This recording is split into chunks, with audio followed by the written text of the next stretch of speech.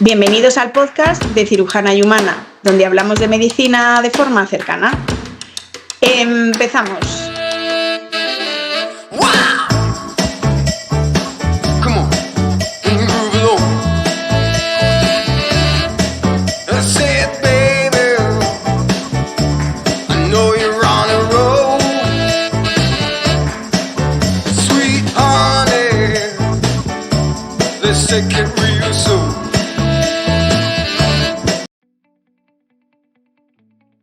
Muchos de vosotros recordaréis a nuestra invitada de hoy, que fue la protagonista, junto con Clotilde Vázquez, del episodio número 3, es decir, fue casi de las estrellas inaugurales de este podcast, la doctora Laura Bartolomé, que hoy ha venido a hablarnos de un tema muy interesante, que es la obesidad. Vamos a continuar un poco en la línea de lo que empezamos en aquel entonces. Pero antes de nada, porque a lo mejor alguno de nuestros oyentes no te conoce, me gustaría que te presentaras, Laura. Pues nada, soy, como has dicho, Laura Bartolomé. Hemos sido compañeras ya desde hace mucho tiempo. Compartimos trabajo en un hospital, en el Rey Juan Carlos, luego hemos vuelto a coincidir aquí en la fundación. Y yo ya llevo como un año más o menos de excedencia en la fundación, que bueno, pues necesitaba algo de tiempo para escribir un libro, que ya está a la preventa. Eso es un libro que tenemos muchas ganas de leer, que todavía está en preventa y vamos, sé que está escrito con mucho cariño y por eso estamos deseando leerlo. ¿Cómo se llama tu libro, Laura? Es Pierde grasa, gana vida. Como podéis ver, va acorde totalmente con el tema de hoy. Pierde grasa, gana vida, en preventa. Sí. ¿Dónde lo vamos a poder encontrar y cuándo? En cualquier librería y a partir de septiembre ya sale a la venta oficialmente. Pues sale en septiembre, Pierde grasa, gana vida. Sí. Y para hablarnos de todo esto, pues es para lo que has venido. Eso es. Cuéntanos más cosas sobre ti. Sobre mí. Pues bueno, eso desde que cogí excedencia, que aunque he hecho mucho de menos la fundación, pues eso, llevo unos mesecillos de esta manera, pues abrí clínica privada, tanto online como presencial.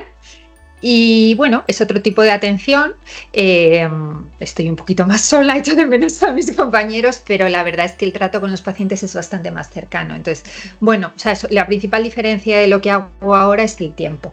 De hecho, yo mi libro lo quería llamar siempre, le he dado vueltas a proyectos como este, porque en consulta lo que a mí más me gusta es hablar con los pacientes y soy la típica pesada que llevo siempre muchísimo retraso en la consulta.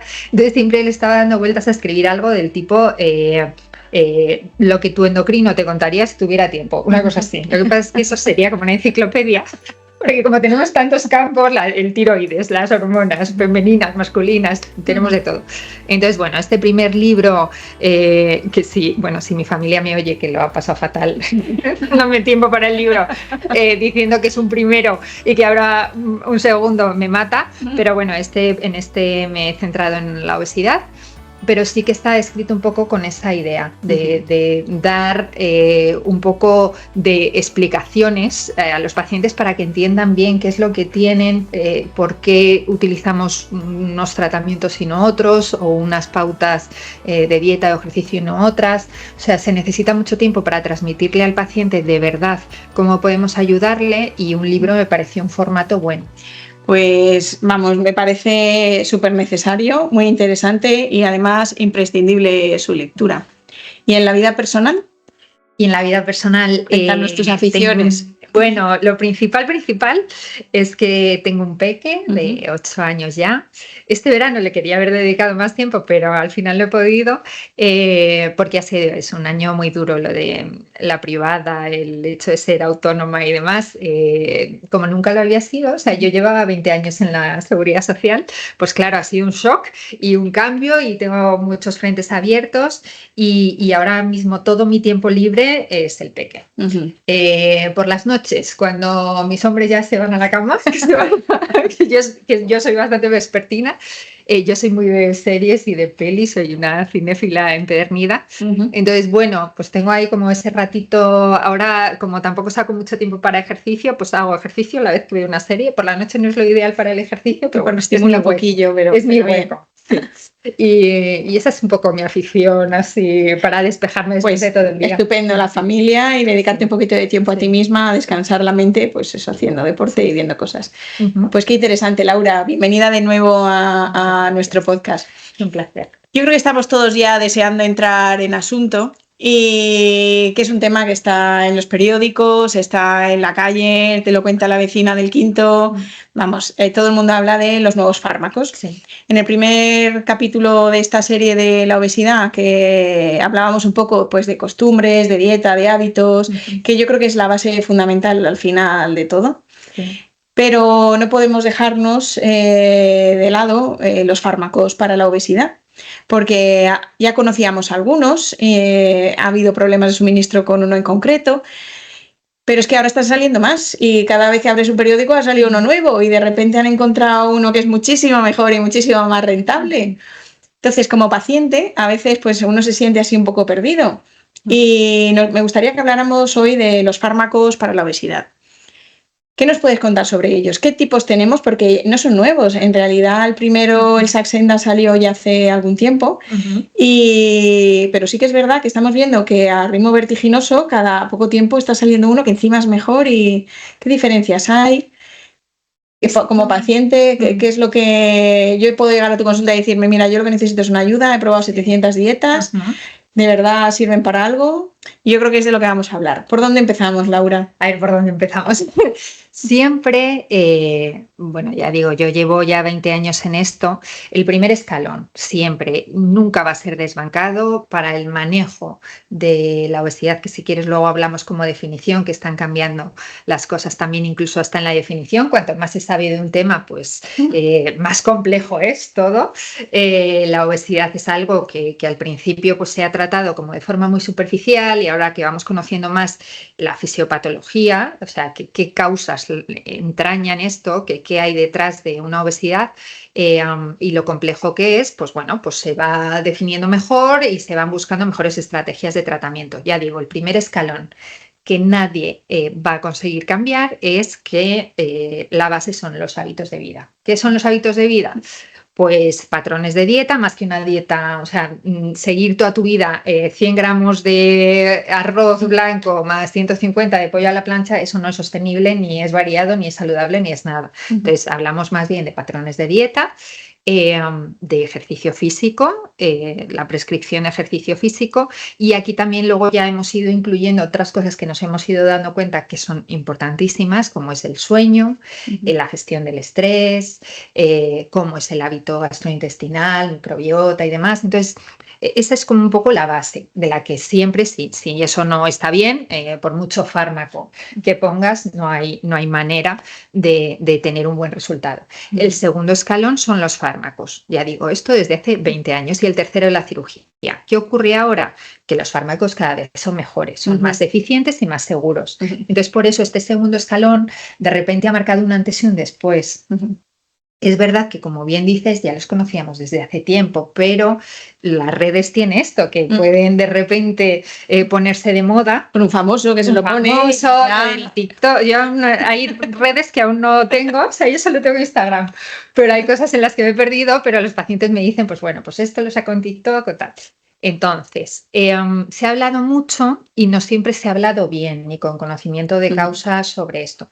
Parece que hay tal estigma en el tema de la obesidad que aún no hemos superado, aunque se está luchando, pues, por ejemplo, muchísimo desde la SEDO, de la Sociedad Española de Obesidad, para que esto se supere, pero ese estigma ha llegado también a afectar a los fármacos. Es decir, cuando sale un fármaco para, yo qué sé, la diabetes, la gripe, lo que sea, todo el mundo, pues feliz de la vida, oye, esto es un avance científico, tal. Sale un fármaco para la obesidad y solo desventa escepticismo, críticas. Sí.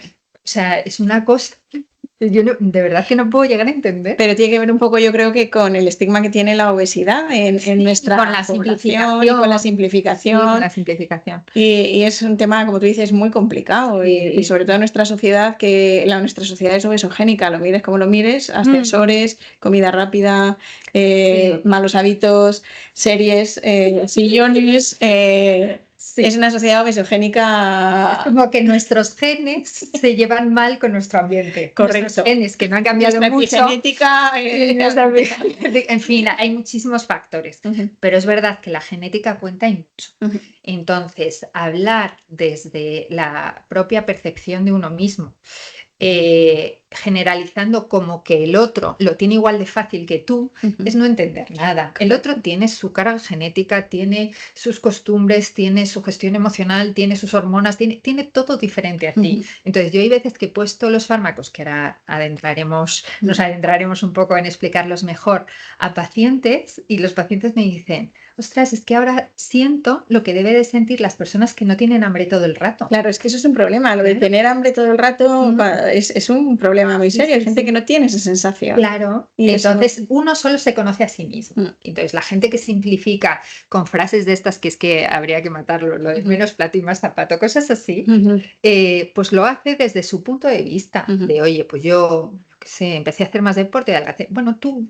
Pero a lo mejor otro que tiene otro tipo de mochila y otro tipo de condicionantes y otro tipo de contexto y otro tipo de genética y de todo, no lo tiene tan fácil o no puede o lo que sea. Entonces, pues bueno, para eso estamos los médicos, para ayudar.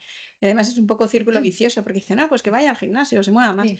Pero yo creo que llega un momento en que engordas y ya no te puedes mover bien, y como no te mueves bien, pues engordas más y te da más vergüenza salir y te da más vergüenza vestirte y tener una relación con la gente normal. Y engordas más porque no sales y sigues sumando. Yo creo que ahí a lo mejor pues de esta forma sí que nos pueden ayudar, por lo menos a cortar ese círculo vicioso. Sí. Es verdad que cada uno lleva sus genes y sus... Por cierto, cuando me hicisteis a mí el estudio genético tenía todos los genes malos. Me dicen, no he visto nunca a nadie con todos los genes malos. Ahí estaba yo. Pues bueno, los malos de la saciedad, menos lo del sueño, que duermo como una campeona. Pero eso hace que tengas más mérito. No, que al revés, todavía nos sobran unos cuantos, pero lo conseguiremos. Aquí con la doctora Bartolomé. Por supuesto. Entrando en asunto. Sí. ¿Primer fármaco que sale fue la Saxenda o estoy yo equivocada? Liraglutida. A ver, estos fármacos, que también incluso estos se ha utilizado como argumento para atacarlos cuando es que no tienen ni pies ni cabeza. Yo hay veces que he oído decir, yo qué sé, hasta en las noticias, fármacos para la diabetes que se usan para la obesidad. Bueno, señores, hay fármacos que en la investigación en principio se ve que sirven para X cosa, y cuando va avanzando la investigación, algunas moléculas parecidas o las mismas o otras que son primas hermanas, se ve que vale para otra patología. Como ejemplo tenemos el imatinib en el capítulo de los sarcomas, que empezó para tratar una cosa y se vio que servía para los tumores de tipo GIST. Es decir, hay un montón. El minoxidil, que se utiliza pues, para la alopecia, se empezó a utilizar como antihipertensivo, el finasteride igual para la alopecia y se utiliza para la próstata. Entonces, no nos llevemos las manos a la cabeza si la investigación empezó por diabetes tipo 2, que aparte la diabetes tipo 2 y la obesidad claro, están súper relacionadas. Entonces, bueno, que vinieran de ahí no es algo que deba de extrañarnos. Pero bueno, dentro de todas las moléculas que se utilizaban, el primer escalón, que ahora ya tenemos un segundo, son los análogos de GLP-1. Decir análogo de GLP-1 quiere decir que estamos usando algo que funciona igual que una hormona que tenemos en el cuerpo, que es el GLP-1, ¿vale? Se une a sus receptores y hace su misma función. Con lo cual, lo que conseguimos es exagerar un proceso que es fisiológico. O sea, si tú cuando comes, estas son hormonas peptídicas y hormonas que se producen en la digestión, en el intestino cuando comemos. Entonces, si cuando tú comes haces un pequeño pico de GLP-1, pongamos que estás aquí, si yo te añado un análogo, que suelen ser de vida media larga, conseguimos que tus niveles estén aquí y durante más tiempo, ¿vale? Entonces, exageramos los efectos que tiene una hormona en nuestro organismo, que tiene efectos que nos vienen bien, exagerar en patologías como el exceso de peso. Y, por otro lado, también facilitan o optimizan la secreción de insulina y de glucagón. Entonces, para paciente diabético también valen. Pero si no eres diabético, no te producen hipoglucemias. No pasa nada. O sea, solo consiguen bajarte la glucemia si está alta, y si está normal en ese aspecto, no te dan hipoglucemias. Entonces, volviendo a cuál fue la primera históricamente, fue el liraglutide. No sé hasta qué punto podemos decir nombres comerciales. Pues sí, se pueden decir, porque como esto no está patrocinado por nadie y además es lo que le interesa a la gente. Vale, Están en todas partes los nombres en los creo que fármacos. así un paciente que esté con este fármaco, pues dices, es el mío. Porque si digo el principio activo, no siempre No, te va podemos a decirlos. recomendar. Somos libres Pues- de todo interés, ya lo digo, porque no estamos patrocinados por nadie. Pues el liraglutide de nombre comercial es el Saxenda, ¿vale? Es un boli. Qué pena que no me los he traído hoy. Me lo podría haber traído, es que no sabía que se iba a grabar. Bueno, es un boli, como si fuera, no sé si habéis visto un boli de insulina, es muy parecidillo. Se gira la punta y se va poniendo la dosis que se necesita. Las particularidades del Saxenda es que es de uso diario. Y luego lo que ha salido posteriormente es de uso semanal. Entonces, y hay un tratamiento en pastilla que también se ha utilizado puntualmente, pero ese es fuera de ficha técnica, porque en pastilla lo que tenemos ahora, hoy por hoy aprobado en España, es para uso en diabetes asociado a obesidad, ¿vale? Entonces tenemos el Saxenda, el Ozempic y el Rybelsus. No. Ya vamos mal, ¿ves? Como necesitamos que nos lo expliques. Está el Saxenda, que hemos dicho principio activo, liraglutide. Luego está de principio activo semaglutide. Es otro análogo de GLP-1, ¿vale? Entonces son primos hermanos, son muy, muy parecidos. Cada uno tiene sus estudios de eficacia, seguridad y demás, y podemos irnos al detalle de qué diferencias tienen, pero son muy parecidos. Entonces, el semaglutide tiene como 3 nombres comerciales.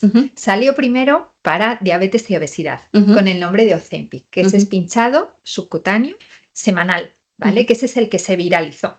Exacto, y el que se lo ponían las famosas, que se agotó, no se encontraba por ningún lado. O sea. Luego tenemos el semaglutide, que ya ha salido hace unos meses con indicación de sobrepeso con complicaciones u obesidad, pero con otro nombre comercial. El Wegovy. Entonces, es lo mismo exactamente, pero con otro nombre comercial. Pero simplemente eso hace que ya no haya luchas, o sea, que ya no se enfrente a los diabéticos con pacientes con obesidad. Claro, porque ya cada uno tiene su nombre comercial y ya no. Pero lo que tú dices, muchas veces la diabetes tipo 2 se revierte al bajar de peso, que están tan relacionadas que muchas veces, pues eso. Sí, es un poco así más para... Sí, ya no nos tenemos que para la opinión. Para la opinión pública fue una cosa que fue una locura. Pero es verdad, o sea, que también la gente hay veces que habla de oídas y que bueno, que eso está bien que nos lo expliques estos temas. Polémicas en las que no nos deberíamos de haber metido. La semaglutida desde el principio estaba aprobada para uso en obesidad, simplemente que a España no había llegado con esa indicación. Entonces, por eso se utilizó, nunca se hizo nada ilegal ni nada por el estilo, pero se utilizó porque ya tenían los estudios. Y luego, por último, la semaglutida vía oral, que también la nombro porque habrá pacientes en tratamiento con esto que no tengan diabetes y que tengan sobrepeso u obesidad, es el Rybelsus, ¿vale? El Rybelsus es verdad que en España, por ahora, solo está aprobado para diabetes más obesidad. Entonces, cuando se utiliza en estos casos de obesidad donde no hay diabetes, se está utilizando fuera de ficha técnica. ¿Cuándo se ha usado? Pues cuando ha habido desabastecimiento de bolis. Los bolis siempre son mucho más difíciles de fabricar. Entonces, también hay veces que hay pacientes que tienen auténtica fobia a las agujas. Si me lo hubiera traído, habríais visto que es que solo 4 milímetros, o sea, es que no se nota, o sea, es nada. Como la insulina, un chiquitina, subcutánea, 6 milímetros, que es pequeñita, súper pequeñita. Pero bueno, que hay gente que aún así tiene fobia. ¿Qué es lo que ocurre con la semaglutida oral? Que ya va teniendo sus estudios. Ya tiene unos estudios que se llaman OASIS, se está ensayando incluso a dosis bastante más altas de lo que utilizamos para diabetes. Para diabetes estamos entre los 3 miligramos, los 7, los 14, y esto se está ensayando hasta 50 miligramos. Pero bueno, será en futuro. La semaglutida oral con indicación de obesidad. Y ahora, recientemente, el 1 de julio, salió un nuevo principio activo. Todos estos de los que hemos hablado son análogos de GLP-1. El siguiente escalón es un doble análogo de 2 hormonas, GLP-1 y GIP. ¿Vale? Entonces, el principio activo de este es el tirzepatide y el nombre comercial Mounjaro. En Estados Unidos ya llevan... Tiene mucha publicidad ahora porque abres cualquier cosa y te viene, es el fármaco definitivo. En Estados Unidos ya llevan 1 año con ello y nosotros estamos ahora estrenándolo, pero es verdad que ya cuenta con un montón de estudios, de experiencia, ya todos los médicos conocíamos perfectamente su uso. Aquí en la fundación se está haciendo un ensayo clínico de seguridad cardiovascular, en fin, es un fármaco que ya conocíamos y que estábamos deseando tener. El hecho de que sea análogo de 2 moléculas en vez de una hace que se potencien los efectos y que tenga algunas peculiaridades con respecto a la generación previa. Pero todo esto no ha hecho más que empezar. O sea, la inversión en el campo de la obesidad, en esta enfermedad, no ha hecho más que aumentar en los últimos años. También es verdad que la obesidad no ha hecho más que aumentar, entonces pues a la demanda, a la oferta también. Entonces, cuando tú aumentas los ingresos a un campo de investigación, pues en general se obtienen más resultados. Entonces, claro, tenemos estos en un principio, pero ahora estamos con los dobles análogos, ya están en estudio triples análogos, están en estudio. O sea que en el futuro próximo van a venir muchos más. Sí. Están fármacos por venir que mejoran el músculo, que eso ahora... Sí, porque eso es lo que se criticaba. Ahora hablaremos de efectos secundarios y tal. Era una de las cosas que se criticaba a los Ozempic, no sé si con el Mounjaro también, que se perdía que todo es como, pues eso, que se va cogiendo así pinceladas de oído por no sé dónde. Exacto, pero no. Pero la realidad que tenemos que tener en cuenta es que estos fármacos tienen que ser una ventana de oportunidad para lo que has dicho, para cortar un círculo vicioso. Eso está metido el paciente y que él solo no logra salir. Eso es. Que no es tan fácil salir, es decir, que encima luego te sientes culpable. Es decir, no es nada fácil. Exacto, no es nada fácil. Entonces, en la obesidad, pues sabemos eso, que hay unos factores condicionantes, o sea, algo como con más fuerza, que puede ser la genética o enfermedades de base, y unos contribuyentes, pues que ya van más en torno a pues, tu contexto, tu edad, tu estilo de vida y demás. Entonces, cuando tratamos con estos fármacos, lo principal que hacen, tanto los de primera como los de segunda generación, es un control del apetito. Tienen receptores en diferentes sitios y uno de ellos es en el cerebro, en puntos concretos que regulan el apetito. El mecanismo de regulación del apetito es extremadamente complicado, pero, complicado de estudiar y complicado de explicar. Pero es verdad que estos fármacos quitan el placer que dan determinados alimentos. En general, el brócoli mucho placer no, al menos a mí no. Pero los azúcares, las grasas, el alcohol, de hecho se está estudiando también en adicciones. Parece que una de las vías que como que maneja, que bloquea, es el pico de dopamina que se produce con determinados estimulantes de la dopamina, como son este tipo de comidas. Igual, o sea, hay pacientes, la reducción del consumo de alcohol es algo súper llamativo, que no estaba en ficha técnica y nos dimos cuenta los médicos cuando lo empezamos a usar. Qué interesante esto, ¿eh? Y lo de las adicciones, vamos. Sí, o sea, simplemente que al utilizarlo como ventana de oportunidad, los hábitos es cuestión de tiempo instaurarlos y desinstaurarlos, tanto los buenos como los malos. Sí. Entonces, yo cuando prescribo el fármaco, que ahora te cuento si quieres un poco cómo lo suelo prescribir, pues lo que hago es ver qué hábitos tiene el paciente, qué hábitos le están perjudicando y qué hábitos vamos a cambiar bajo el paraguas de esta ventana. Siempre es mucho más fácil cambiar algo si tú no tienes la necesidad, el placer. Yo intento que la dosis que pongo cubra el hambre más emocional, pero no el hambre más fisiológico. Siempre intento utilizar la dosis mínima eficaz y vamos trabajando en, pues, oye, los antojos de repente desaparecen. Entonces, el paciente lo que se siente es empoderado. Que puede controlar su propio apetito, claro, al final. Porque que el apetito no lo controla él, sino él al apetito. Entonces, hay cosas que están súper instauradas, que yo, pues por no hablar de ejemplos de pacientes, hablo de mi vida propia. En nuestra casa, ver una peli con palomitas es como sagrado. Entonces, pues eso, nos ponemos en jornada de peli de infantil. Mi hijo sin las palomitas es como si no estuviéramos viendo una peli. Entonces, es una cosa que ya hemos instaurado y que desinstaurar es un poco difícil. Claro.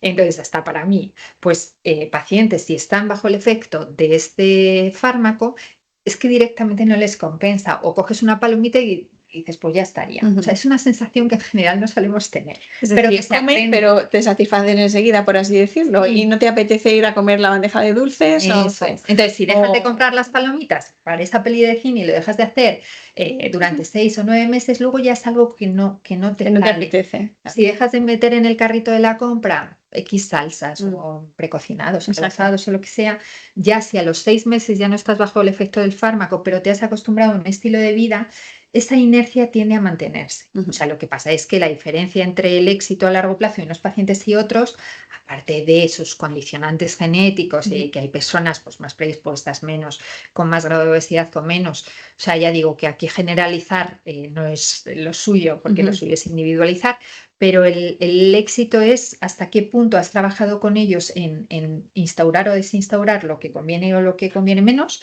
y ellos lo pueden prolongar en el tiempo. Eso es importante al final, porque hacer hábitos no es fácil, pero es como una ayuda, es como un respaldo que te sientes más motivado. Y cuando empiezas a perder peso y ves que tú controlas y que no tienes hambre, y que eso está muy bien. Sí. Entonces, tenemos unos fármacos antiguos, ahora tenemos unos fármacos medianos y unos fármacos más modernos, que parece ser que son un poco más eficaces porque ya son dobles. Vienen triples en los próximos años, vendrán combinados, vendrán ya mucho mejores. Y todo parece muy bonito y parece muy fácil. Pero yo creo que todos nos estamos preguntando por los efectos secundarios, porque son fármacos al fin y al cabo, es decir, nos ayudan mucho, hacen como una función hormonal, por así decirlo, por lo que he entendido que acabas de explicar, que han tenido mucha crítica social, pero hay que... Nadie te critica por tomar el Eutirox, es lo mismo, no sé cómo se dice, Dios está tomando Eutirox. O sea, lo que quieres es dar información de calidad. Efectivamente, es como si criticas a, no sé, a un diabético por ponerse insulina, pues es básicamente lo mismo, ¿no? O sea, que hay que quitar el velo negro el estigma negro que le hemos asociado, que son fármacos que nos pueden ayudar, pero me gustaría que nos hablaras de los efectos secundarios. Por supuesto. Y una cosa que supongo, porque me lo pregunto yo, que se estarán preguntando también nuestros oyentes es, vale, esto está muy bien durante 6 meses, me va a ayudar un poco a controlar X tiempo lo que necesite, pero ¿qué va a pasar después cuando me lo deje? Vale, pues empezando por la cara B, por los posibles efectos secundarios. A ver, si nos vamos directamente a su mecanismo de acción, tiene 2 formas de controlar el apetito, ¿vale? Yéndonos a la parte del apetito, que luego tiene otros beneficios diferentes que si quieres luego también hablamos. Por un lado, enlentecen un poquito el vaciamiento gástrico, entonces es esa sensación como de acabar de comer, o sea, digestiones más largas, muy bien, acabar de comer durante más tiempo. Y luego en el centro del apetito, principalmente en hipotálamo, pues eso, esa sensación de disminución de placer por la comida, de interés por los alimentos. Es decir, el bollo de chocolate no te lo comes porque no te da. Es verdad que ayuda mucho a ese picoteo entre horas que no tenía mucho sentido, y ayuda mucho pues, a las cantidades. Tú estás comiendo y con unas cantidades un poquito más prudentes puedes comer más lentamente y te encuentras saciado antes.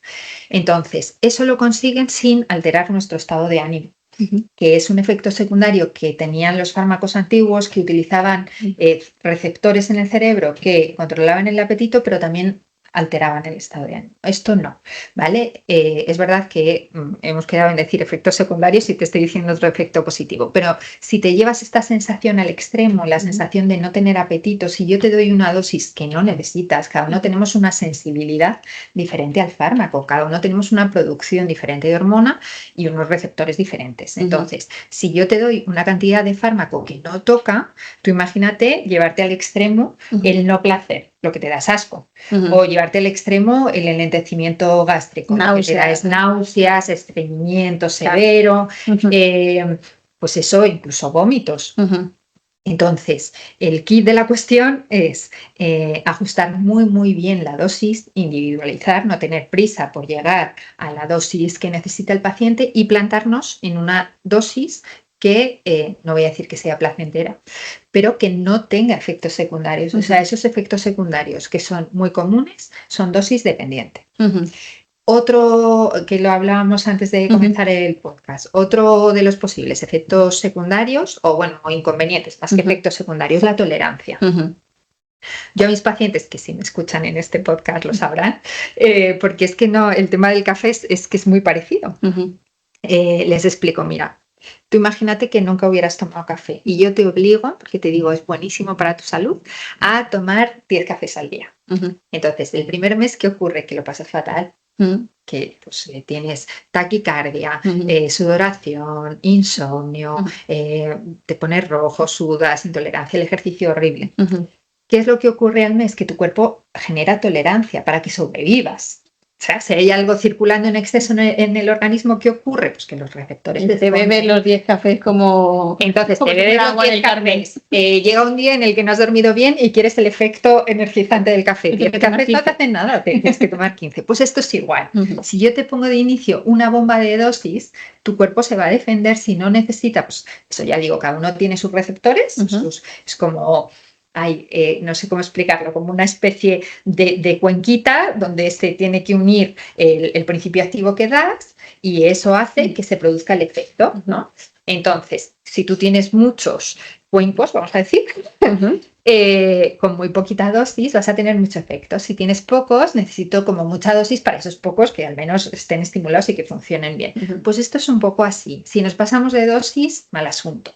Vas a tener mucho efecto secundario y encima te vas a acostumbrar. Vas a generar tolerancia y va a llegar un punto en el que el fármaco ya no te haga nada. Y el tercer inconveniente sería el precio. Cuanta más dosis. Ahí va a entrar yo ahora. Me la estaba leyendo el cerebro. Estaba leyendo el pensamiento, Laura. Efectivamente, porque son fármacos caros, que eso también tenemos que decirlo. Supongo que a lo mejor a la larga se acabarán abaratando, pero de momento son fármacos caros. Yo creo, a lo mejor me meto en un fregado, pero creo que se va a generar pues, cierta polémica cuando tengamos la dosis máxima del nuevo que ha salido del principio activo tirzepatide, porque tiene resultados similares a cirugía bariátrica. ¿Ah, sí? Entonces, ¿van a dejar de operar nuestros compañeros? No. Siempre va a estar como tercer escalón. O sea, siempre va a haber pacientes que se van a beneficiar más de la cirugía y cada vez también hay cirugías, de eso sí que nos puedes hablar tú, menos invasivas. Es verdad. Claro. Entonces, siempre va a haber pacientes para todo tipo de opciones, pero es verdad que según las publicaciones, el porcentaje de pérdida de peso con la dosis de 15 miligramos es muy similar a la de la cirugía o igual, o incluso en paciente superior. Entonces, yo creo que la polémica vendrá de la mano de no se puede cubrir por la seguridad social. Claro. Una cirugía, que es verdad que los pacientes están súper bien seleccionados, ya lo sabes tú. Sí, además son estrictos los protocolos. Los protocolos son estrictos y creo que con estos fármacos... Y los resultados también, ¿eh? Y creo que los resultados con estos... O sea, el hecho de cubrir estos fármacos se requerirá un visado, un control y unos requisitos que sean probablemente muy estrictos, pero en algunos casos seguramente se vaya a acabar. Claro. O sea, yo creo que es la lógica, aparte de que sea barato. Claro. Y cuanto más competencia haya también, porque son de distintos laboratorios, ¿verdad? Es decir, ahora ya hemos entrado en la carrera de la competencia. Ya vamos a tener desabastecido. Ahora ya está la cosa... Por la cuenta que les trae. Claro, por eso es tan importante que vinieras a hablarnos de todo esto, porque yo creo que ya necesitamos información de calidad. Entonces, los efectos secundarios, por lo que entiendo, pues no son tantos. Son al principio, dependiendo de la dosis y de la persona, algo de náuseas, puedes tener incluso algún vómito, pero que no te apetezca tomar vino, que no te apetezcan los dulces, que son... Bueno, va bien. O sea, se pierden unos placeres y hay que buscarse otros. Pero si te comes un trozo de carne, en vez de comerte un chuletón, te comes un poco, pero lo disfrutas igual. En realidad, lo que pasa es que te sacias antes. O sea, lo ideal es tener un equipo multidisciplinar. Claro. Porque, claro, tú al final, pues si utilizas los alimentos, pues en los casos más extremos es en el trastorno por atracón. Si tú utilizas el alimento como una forma de gestión emocional, pierdes esa herramienta. Entonces, o estás muy de la mano acompañado por tu médico, que de hecho lo ideal es que tenga como compañero psiquiatra, psicólogo, para pues encontrar otras vías de escape. O lo que puede ocurrir es que ya no encuentres con la comida una vía de escape y empieces a fumar. Bueno, porque estos fármacos también nos quitaban ahí las ganas de fumar. Sí, esto, vamos, que lo he dicho por decir, pero que tenéis otros vicios que a lo mejor no son buenos. Entonces, bueno, pues si sustituimos la comida por el ejercicio como gestor emocional, ya lo tenemos todo en bomba. Ya sería el escenario ideal. Pero no siempre ocurre. Entonces, bueno, pues por eso siempre hay que ir muy de la mano, sobre todo eso en trastorno por atracón, analizar bien qué nos llevaba a esa ingesta emocional, cómo nos estaba tapando el alimento ese sentimiento y ver otras vías de escape, pero bajo, o sea, yo tengo psiquiatras que me mandan sus pacientes, porque es verdad que ellos pueden trabajar mejor bajo ese paraguas de oportunidad que nos da esa sensación tan buena de controlar. Claro, pero esto es lo que va acorde totalmente con lo que nos estabas explicando al principio, que la obesidad es un tema muy complejo y que problemas complejos a veces no pueden tener soluciones tan sencillas, sino que pueden ser pequeñas cosas, pero que necesitas una visión pues muy global y muchos puntos de vista para poder tratar, para poder tratar la obesidad. Entonces, hemos visto principales efectos secundarios, hemos visto el precio, que es uno de los inconvenientes. Efectivamente. Y a colación del precio te diré que eso, que si ajustas bien la dosis, que todo tiene truquito en esta vida. Correcto. Si ajustas bien la dosis de los bolis, que se puede, y te vas a la dosis mínima eficaz, se puede abaratar un poco el precio mensual. Por ejemplo, vamos a hablar de... Si fuera de ficha técnica no puedo profundizar. Pero por ejemplo, con el nuevo fármaco, yo soy un paciente nuevo, es lo que se estará preguntando la gente en casa. ¿Por cuánto me puede salir al mes un tratamiento con el nuevo fármaco? A ver, aproximado, es decir, al principio. Sí, pues tengo los precios así apuntados en casa. Creo que salen por el mismo precio las dos dosis de inicio, que es un boli de 2,5 y un boli de 5.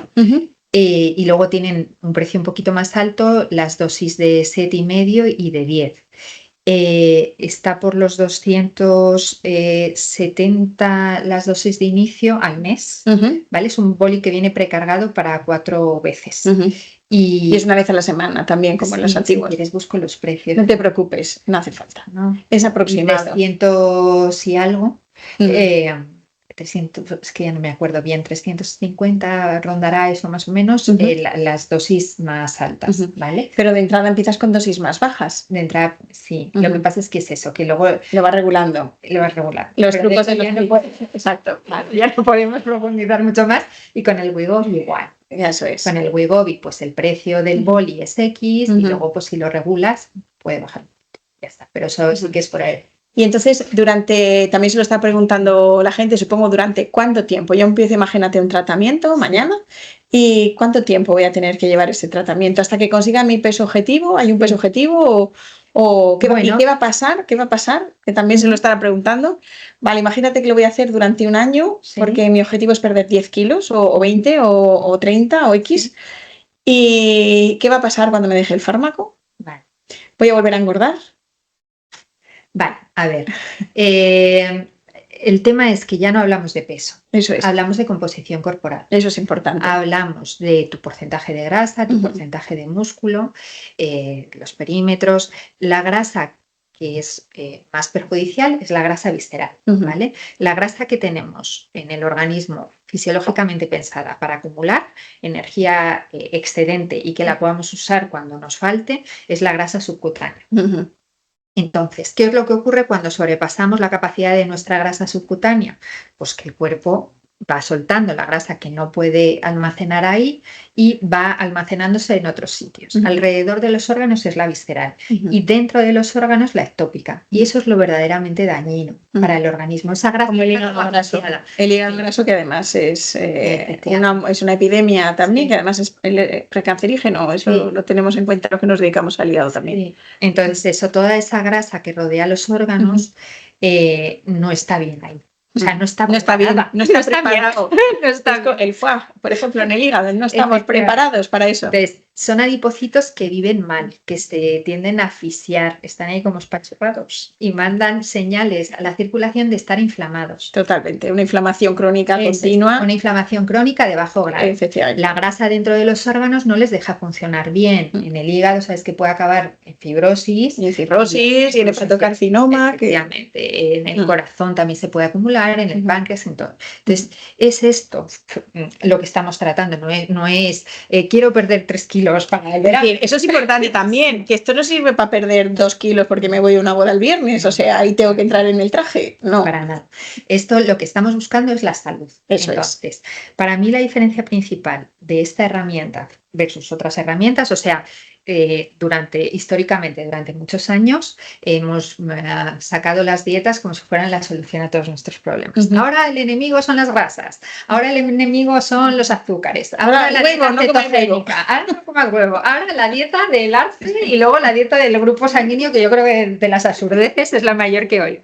Entonces, el concepto del fármaco es que, como nos ha demostrado la evidencia y la evolución, es que el secreto no está en una retirada de un grupo, en una retirada de otro grupo. O sea, te tienes que retirar un grupo de alimentos si por lo que sea tienes una intolerancia médica diagnosticada y real.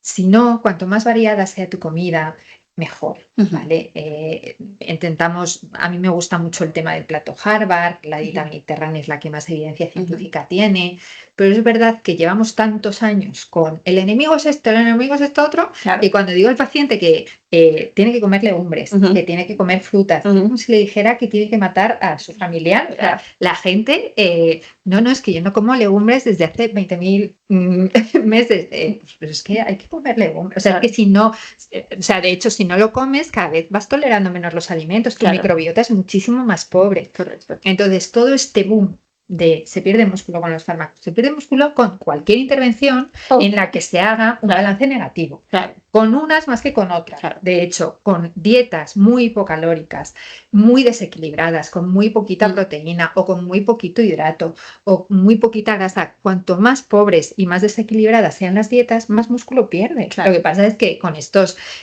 fármacos, pues sale el estudio de la pérdida de grasa así de este porcentaje y la pérdida de músculo de este, y de repente la gente cree que con estos fármacos se pierde músculo. Perdona, siempre que estés en déficit vas a perder músculo. Lo que pasa es que con los fármacos, de hecho, menos, y con la nueva generación, el punto diferencial principal de la nueva generación es que tiene receptores en los adipocitos, entonces trata mejor, no voy a decir muy, no voy a hacer muchas comparaciones, pero trata la grasa visceral y protege. O sea, tampoco es que aumente el músculo, pero disminuye la pérdida de músculo inherente de la protección tanto de inherente a hacer un déficit calórico, ¿vale? Si no estás en déficit calórico, en esta vida no hay que contar calorías, ni mucho menos, ni hacer dietas estrictas, ni mucho menos, pero si durante un tiempo no estamos en déficit calórico, no se puede perder. Eso es imposible, ¿vale? Entonces, el hecho de utilizar fármacos bien utilizados, o sea, yo siempre, le digo al paciente, vamos a tener un paréntesis de oportunidad. El ejercicio físico es tu base. O sea, como no me hagas ejercicio físico y de fuerza, es verdad que tengo pacientes complicados que les mando a especialistas que les prescriban su tratamiento personalizado. Yo solo en paciente sano, que ya está, pues le puedo orientar un poco, pero tampoco... O sea, es que esto es muy importante lo que estás diciendo. Hay que prescribir el ejercicio físico. Es decir, el paciente tiene que también aportar algo de su...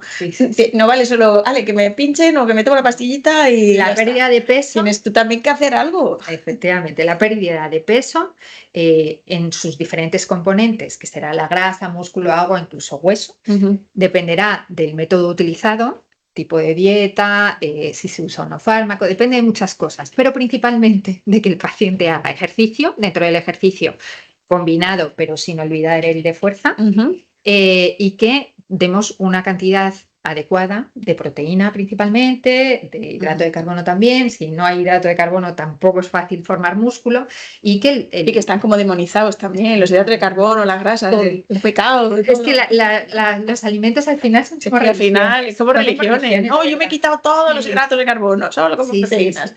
Pues y que luego siempre que hago cualquier intervención, que yo, aunque no lo parezca, soy bastante vergonzosa y pudorosa, aunque me gusta la divulgación, pero me gusta porque en consulta de lo que más disfrutaba o disfruto es de explicarle las cosas al paciente. Pero es verdad que hablar en general, pues en un programa, en cualquier cosa, luego es que te escriben mogollón, pues no has hablado de la dieta cetogénica, que es lo mejor. Bueno, si te gusta la dieta cetogénica, pues probablemente tengas, yo que sé, que la cada uno también se apaña, cada uno le va bien. Que luego tiene sus cabidas, y la dieta cetogénica para determinados tipos de epilepsia es lo mejor que hay, pero que me refiero que yo no intento no ser radical y meterme con nadie, pero que se despiertan unos odios, que es como yo que sé, como si eres un partido. Pero las redes son así, o sea, que al que quiera odiar, que odie, que es gratis. A este podcast conozcas también lo podéis odiar, que tampoco pasa nada. Y hay que poner un hater en tu vida. Tampoco... Sí, eso quiere decir que estás teniendo repercusión. Pues eso. Pero bueno, que el caso es eso, que siempre se va a perder músculo, pero hay que minimizar. Entonces, con estas herramientas se minimiza. Si cuentas en tu consulta con un equipo multidisciplinar, en este caso con un prescriptor de ejercicio, pues lo vas a tener más fácil, y que el médico haga un seguimiento que incluya no el peso, o no solo el peso, sino la composición corporal, la geometría, los perímetros y demás. Y así te aseguras, o sea, yo gracias a eso les puedo decir a los pacientes, pues mira, vas muy bien, pero me has perdido músculo. Esto no compensa. Porque también el mantenimiento a largo plazo del efecto dependerá de lo que hayas mejorado tu composición corporal. Claro, que al final es lo que buscamos, mejorar la composición. Esa es eso es súper importante, porque la grasa es como que metabólicamente casi no quema, es metabólicamente casi inerte, y el músculo quema hasta cuando estamos dormidos. Entonces, si pierdes grasa y pierdes músculo, luego al final es mucho más fácil recuperarlo todo. Pero si pierdes grasa y mantienes o incluso aumentas músculo, ya en el mejor de los casos, es mucho más sostenible a largo plazo. Claro. Y bueno, y nos va bien, nos lo contaba la doctora Amalia Gil en el capítulo de la osteoporosis, yo ya pensando en las mujeres, el tema del hueso y el músculo, fundamental mantenerlo de cara ya a ciertas edades. Efectivamente. Que yo creo que gran parte de las mujeres en los 50, tienen este problema de perder menos peso, pero además perder hueso y músculo, o sea que es súper importante. Efectivamente, hay veces que se pierde, una cosa es la pérdida de músculo y otra cosa es la pérdida de fuerza. Hay veces que se pierde un poquito de músculo, pero ese músculo era un músculo enfermo, infiltrado de grasa. Una forma también ahora de ver la composición corporal es con ecografía. Se ve bien cómo son los músculos, el tamaño, si sí, vemos a veces con el ecógrafo ahí en nuestros pacientes, a ver. Entonces hay veces que ves un porcentaje de masa muscular un poco más disminuido, pero es más funcional. Claro. O sea, una cosa es la sarcopenia, otra la dinapenia. Bueno, son conceptos un poco complicados, pero el tema es que hay que mimar el músculo. Correcto, pero como pueden ver nuestros oyentes, es un tema complicado, es un tema complejo y que no es nada sencillo como se intenta hacer desde muchos ámbitos. Volvemos a los fármacos, que es lo que nos vamos a ir, pero es que es importante, es decir, es todo un conjunto al final. Estábamos hablando del precio, de efectos secundarios. Una de las cosas, uno que no hemos comentado que sí que habíamos oído nombrar, eran las pancreatitis. Sí. ¿Qué sabemos de las pancreatitis y de los fármacos? Ha habido como eso, mucha exageración de sus efectos secundarios y en cambio no se ha hablado casi nada de efectos colaterales positivos, ¿vale? Entonces, efectos secundarios que yo me he llevado las manos a la cabeza de que se estén popularizando. No sé con qué interés intento encontrarlo, pero no entiendo por qué se hace esto. Entonces, pancreatitis. Yo nunca he visto a ningún paciente que esté en tratamiento con un diurético, una estatina, fármacos, eso, que es claramente al páncreas. Claramente se ha demostrado estadísticamente que están relacionados con las pancreatitis, y estos que hay dudas, que las cifras que nos salen en los estudios son muy próximas a placebo. No se puede decir, o sea, dentro del listado de fármacos que te puede producir pancreatitis, pues es un listado enorme. Exacto. Pero me interesaba mucho esto porque era de lo que nos alarmaba la gente. Pero es que no, o sea, ni en la práctica clínica ni en los estudios se ve una correlación ni fuerte ni que podamos decir real, y los pacientes llegan a veces a comprar el fármaco, se lo dicen a su amigo o lo que sea, y los pacientes me dicen, es que me dicen que como mi médico me ha mandado esto, que me va a dar una pancreatitis. Y digo, mira, dentro del listado de fármacos que tomas, este es el que mejor. Este es el que más. Pero es eso, que de repente se ha magnificado todo. Otro bulo. Pacientes que tienen patología tiroidea que me dicen, no, me han dicho que yo no puedo usar estos fármacos porque tengo patología tiroidea. Vamos a ver. Vamos a ver. O sea, se ha relacionado en roedores, que no nos parecemos demasiado, los seres humanos a los roedores, con un tipo de cáncer tiroideo muy específico y muy infrecuente. O sea, sí que es verdad que es de los peores, pero es realmente infrecuente, que es el carcinoma medular. ¿Conoces? Entonces, de roedores a humanos hay un salto importante. En humanos no se ha demostrado. Es un tipo de cáncer que es rarísimo y que en humanos se asocia pues a unos pacientes que tienen un síndrome que se llama MEN. No voy a profundizar, pero bueno, son familias que tienen una alteración genética que les predisponen a este tipo de cáncer. También puede ser fuera del MEN, pero es ya más raro. Entonces, no voy a poner a un paciente que esté diagnosticado de MEN, gracias a Dios. Sí. Claro, es uno de cada, no me acuerdo la cifra. Son raros, rarísimos. Entonces, no vamos a poner a un paciente que esté predispuesto de cáncer medular de esto porque el tema de los ratones nos da una pista de que quizás haya algún mecanismo que pueda favorecerlo. Pero en un ser humano que no tiene predisposición, que tiene hipotiroidismo, es que nada que ver, nada que ver. Entonces eso, se ha popularizado de repente algunas cosas que yo... Claro, que eso es importante también, por eso quería tocar el tema. No sabía lo del tiroides, pero lo de la pancreatitis sí que lo había oído, pero es verdad que no, que hay muchos fármacos que lo producen. Los cánceres, la obesidad está relacionada con el cáncer. Totalmente, por la inflamación crónica que decíamos. Es verdad, si el sistema inmune lo tienes despistado en luchar contra algo que no sabe lo que es, que son esos adipocitos que están ahí sufriendo y mandando señales, además señales, no está como para destruir células tumorales. Y luego por otro lado está el ambiente hormonal. Bueno, tampoco me quiero meter mucho, pero bueno, el tema de hormona de crecimiento y demás, que pueden estar un poquito más alterados o el estrógeno también puede estar un poquito más alterado y son ambientes un poquito más carcinogénicos, ¿vale? Entonces, estos fármacos, de hecho, lo que se ha visto es que al igual que reducen las complicaciones asociadas con la obesidad, reducen el riesgo de cáncer. Entonces, todo esto hay que decirlo también, reducen el riesgo, tienen ensayos. Voy a hablar de los grupos en general, no me voy a meter en cada molécula porque si no sería un poco lío, pero en general disminuyen el riesgo cardiovascular, bajan un poquito la tensión, bajan un poquito el colesterol, disminuyen el riesgo de infarto tanto cardíaco como cerebral, protegen el riñón. En obesidad el riñón está súper sobrecargado, se filtran proteínas, puede haber daño renal y estos fármacos protegen a los riñones. Disminuyen la apnea del sueño y el hígado graso. Entonces, centrémonos. Correcto. Claro, se quitan las ganas de tomar alcohol, que por cierto, el alcohol lo hemos normalizado en nuestra sociedad y es de los tóxicos que más daño producen al hígado y al páncreas. Y hemos normalizado irte a tomar cervezas o irte a tomar vino y eso no pasa nada. Pues sí pasa. Es decir, es alcohol, es tóxico, es mal para el hígado y para el páncreas, igual que el tabaco. Acordaros, tabaco, mal. Lo decimos en todos los episodios. También disminuye las ganas de fumar, por ahí he leído. Sí, al final. Eso no lo he visto de forma tan marcada como lo del alcohol. Pero lo del alcohol sí que es muy marcado. Pero es verdad que no, o sea, que yo no es que esté promocionando ni patrocinando ni nada. Pero es una ayuda. A mí no me patrocina nadie, pero es una ayuda. Entonces, los médicos lo que queremos en nuestras consultas es ayuda. La obesidad es una enfermedad en la que fracasábamos en el 95% de los casos, cuando no operábamos. Claro.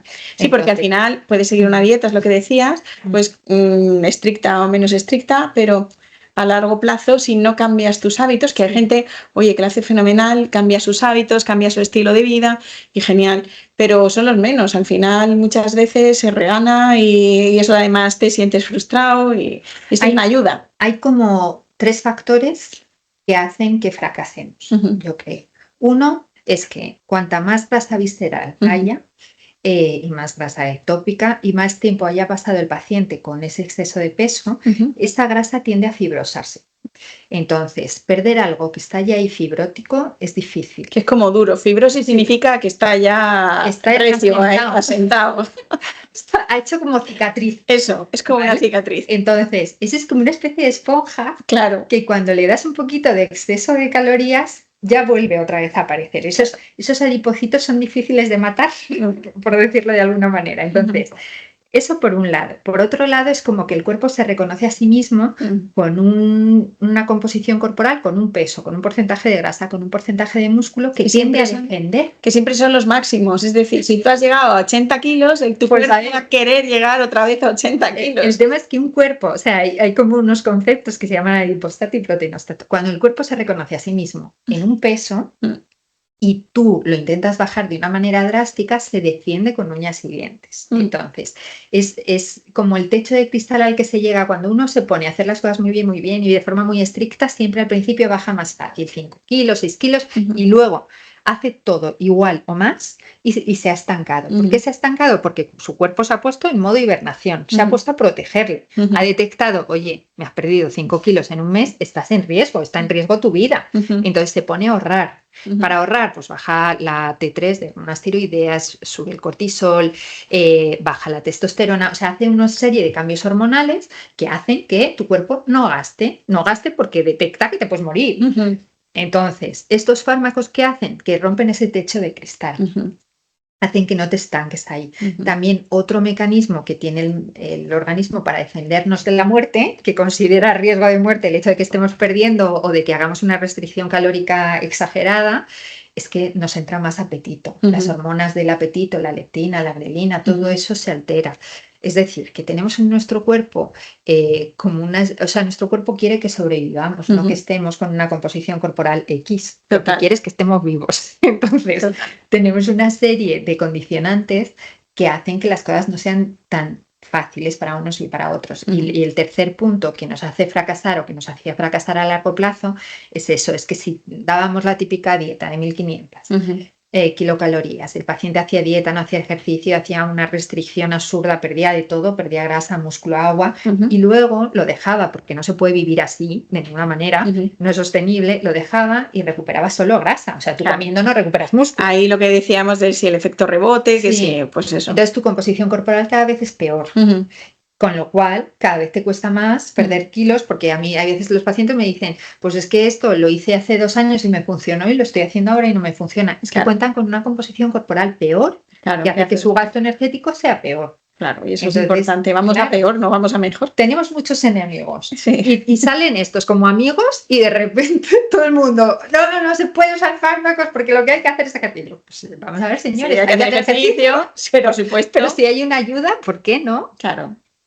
Totalmente, o sea, y por eso es importante que pongamos las cosas sobre la mesa al final. Es que, pues eso, es una ayuda y además es una ayuda eficaz. Sí, y que mejora la relación con la comida. A mí es lo que más la relación con la comida, que eso a mí es lo que más me gusta. Bueno, con la comida y con uno mismo también, porque al final yo creo que mucha gente, te empodera y pierdes ya la frustración de haber hecho 25 dietas, que la mayoría han pasado por no sé cuánta gente y te sientes como un fracasado, que es la realidad. Yo suelo ser médica de tercera opinión. Pues eso. Te digo, a mí cuando ya han hecho 20.000 cosas. Claro, sí, pero es que es la realidad y no es que el paciente la haya hecho mal también, es que es complicado. Es muy complicado.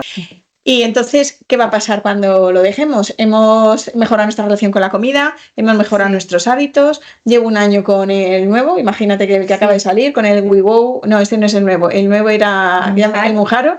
¿Qué va a pasar cuando lo dejen? Vale, no es que esté descrito el efecto rebote, pero dependiendo del paciente, de qué condicionantes tenía previamente, es decir, si tenía más peso de alguna enfermedad que le predisponga y no está resuelta o de predisposición genética, pues dependiendo del paciente va a volver a sus sensaciones previas.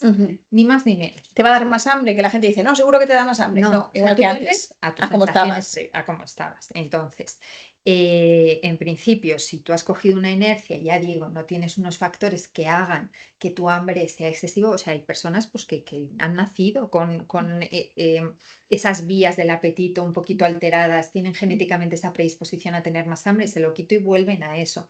Entonces, hay pacientes que sí que pueden mantener la inercia, hay otros pacientes que necesitan más ayuda, hay pacientes de trastorno por atracón que necesito que el psiquiatra o el psicólogo me diga, ok, ahora es el momento. Entonces, tiempo medio, pues hay pacientes que están 4 meses, 6 meses y es suficiente, otros pacientes que están 1 año y es suficiente y otros pacientes que van a estar el tiempo que necesitan. Puede ser incluso hasta una enfermedad crónica. Claro, o sea, estos fármacos, el hecho de que estuvieran previamente ensayados en diabetes tipo 2, nos hace saber también que están pensados para uso crónico. ¿Es lo ideal? No. ¿A veces es necesario? Pues sí, a veces. O sea, ya digo que aquí lo que hay que hacer es individualizar. En mi práctica clínica, ¿qué es lo que me encuentro? Pues bueno, yo ya llevo prescribiendo mucho tiempo, antes de que se hicieran famosos, y la realidad es que suelo tener bastante inercia, porque trabajamos muchísimo en los hábitos, muchísimo. Entonces, o sea, si tú ponías una dieta en la que te quitaban, yo qué sé, los hidratos o te quitaban las grasas, tal, alteraba tu relación con la comida y de repente lo que tenías en la cabeza es esto me engorda, esto no, este alimento está prohibido, esto no, entonces lejos que te lo prohíban para que luego te den claro, ganas. y que lejos de mejorar la relación con la comida, Te la empeora. En este concepto nuevo, lo que hacemos es que como no, o sea, lo que intento tratar es el apetito más emocional, el picoteo, los antojos y tal, trabajamos en unos hábitos de vida más saludables en cuanto a dieta, ejercicio, sueño y demás.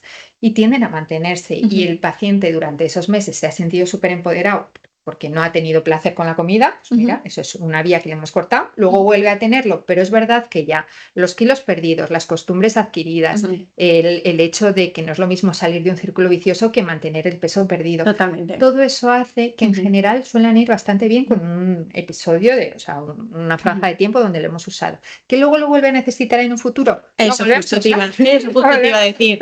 Eso precisamente, primero por la tolerancia, o imagínate que hemos llegado a un punto en que estamos bien, pero pasan 2 años y no quiero llegar a lo mismo que estaba, pero veo ya que he tenido la tendencia de que he vuelto a desequilibrar mi composición corporal y he reganado 5 kilos de grasa. Bueno, 5 kilos de grasa es bastante. He reganado 5 kilos en global, que ahí va de todo un poquillo. Entonces puedo volver a usarlos de forma puntual o a lo mejor durante un mes o 3 meses y volver un poco, es un poco de ayuda, es como decir no están pensados para me lo pongo, que ahora si quieres hablamos de cómo se pone y demás, pero no están pensados para decir me lo pongo 3 semanas para la boda de mi prima. Eso es lo que yo también que sea importante que la gente lo sepa. No están pensados para eso, pero eso, que en un plazo de tiempo, pues yo que sé, lo has usado 6 meses y a los 3 años vuelves a necesitarlo, pues vuelves a necesitarlo. Probablemente vuelvas a la consulta del endocrino a los 3 años y ya el fármaco que tú utilizarás más el nuevo, más, o sea, va a salir el fármaco que a su vez, mientras que estás perdiendo grasa, te protege o te aumenta el músculo, van a salir de todo. Entonces, cada vez contaremos con herramientas que sean más eficaces. Exacto. Pues genial, esto siempre es importante. Yo creo que ya para terminar, vamos a hablar de cómo se ponen. Sí. Pues explícanoslo. Yo he de decir que mis pacientes lo saben, que me he grabado unos vídeos que son muy cutres. Que son maravillosos, lo explica fantásticamente, yo los he visto. O sea, grabé unos vídeos, pero explica muy claro. Porque, claro, o sea, los pacientes es verdad que lo bueno que tiene el tú a tú de la privada es que tienen tu correo, tienen el WhatsApp de la clínica y a través del WhatsApp, pues bueno, les mando el vídeo donde les enseño a contar los clics, cómo va el taponcito, pero bueno, ciñéndonos a la ficha técnica, tal y como vienen explicados, que no me quiero salir de ahí, son bolis. Vamos a hablar de los semanales, ¿vale? Del Wegovy y del Mounjaro, que son ahora mismo los que más se utilizan. Son bolis que vienen precargados para utilizar la dosis que pongan en el boli 4 veces, es decir, un mes. Un boli te dura un mes. Pones la aguja es de usar y tirar. La aguja va rosca. En general todas son compatibles y ya digo, de 4 a 6 milímetros. Se pincha en los sitios donde hay grasa. ¿Por qué duran una semana? Porque tú te lo pones en la grasa, eso genera un depósito de fármaco y el fármaco se va absorbiendo poco a poco. Hace más efecto los 4 primeros días. Claro. Entonces, así como recomendación para los que nos estén escuchando, el día ideal me parece el jueves, porque te cubre bastante bien los fines de semana. Sí. Claro. Entonces luego te va disminuyendo el efecto y lo que hay que hacer es ir buscando en el paciente su dosis mínima eficaz. Entonces yo tengo como un periodo así de ajuste en donde veo al paciente o me escribe por WhatsApp o me escribe por correo, oye, pues me siento así, así. Yo siempre les digo, tenemos que buscar una sensación empoderadora sin efectos secundarios. Cuando llegues a esa te plantas. Si tienen dudas me escriben. Y si al cabo del tiempo con esa dosis, que cuando usas dosis bajas es mucho más raro, hacen tolerancia, pues ahí subimos un poquito, ¿vale? Pero bueno, que el kit de la cuestión es que no es para todos una misma progresión, no es para todos una misma dosis, sino que hay personas que con una dosis casi homeopática me van y me van bien sus 6 meses y hay otros pacientes que necesitan altas dosis. Y hay otros pacientes que me llegan, yo uso esto y no me hace nada y les hago un descanso terapéutico, como si te dijera un descanso de café. Claro. Pues haces un descanso de café y vuelves a recuperar la tolerancia. sí que tienen que descansar un mesecillo o así, pero eso es un poco mi práctica clínica. Ya digo, en ficha técnica no te pone haz un descanso de café. Claro, eso es un descanso de fármaco. Pero también se podría rotar el fármaco. Si has usado uno, puedes usar otro. Sí, pero se unen a los mismos receptores. Entonces, si lo que tienes ahí son tus receptores un poco escondidillos, que es lo que ocurre en la tolerancia, lo suyo es descansar. Y luego te puedes ir a otro después, pero al menos descansar unas semanitas. Muy bien. Pues muy interesante todo esto, Laura. Entonces, recuérdanos cómo te encontramos. Pues, a ver, tengo la suerte de que he tenido unos pacientes muy fieles desde que he abierto la privada porque les he mareado un poco. Pero todos logran encontrarme. El sitio más fácil, porque siempre pongo ahí dónde estoy o cómo hacer las cosas, es Instagram, que es dra.laurabartolomé. Pondremos el enlace de todas formas en el vídeo. Y ahora mismo, bueno, yo siempre, desde que pedí excedencia, hago 2 días de videollamada y el resto pues presencial. Ay, qué cómodo. Videollamadas. Sí. Las videollamadas, es verdad que en endocrinología no es lo ideal, pero sí que me sirve porque suelo para tener lista de espera, ¿no?